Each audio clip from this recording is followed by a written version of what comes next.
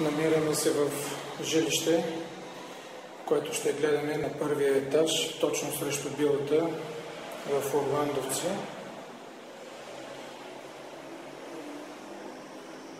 Стълбището е в отлично състояние, общите части на сградата са в отлично състояние. Ето това е входа на самият апартамент.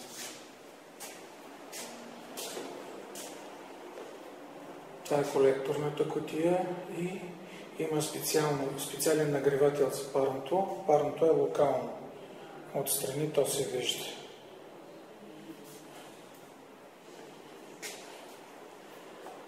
Много голям хол. Това е едната спалня. Насреща е баня, отделно с тоалетна.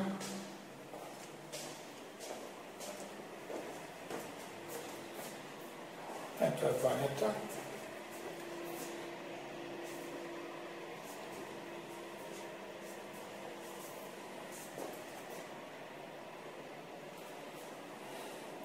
Тук има место за радиатори, евентуално за захранване за пералня, допълнително тоалетна,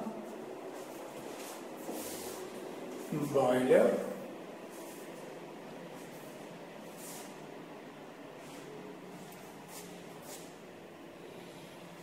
обратната част,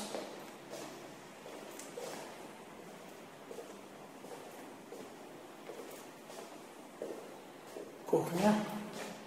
Тя може да бъде преработена.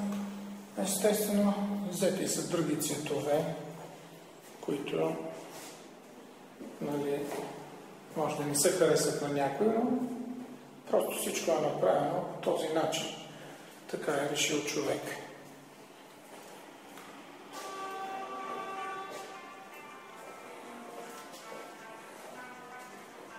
Ето и вилата насреща. Местото е страшно комуникативно. Балкончето.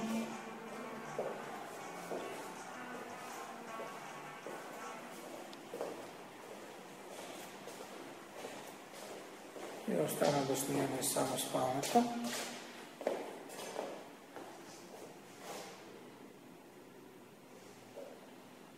Апартаментът е изчистен. Така завършваме нашата видеоразходка. Апартаментът е 92-3 квадрата.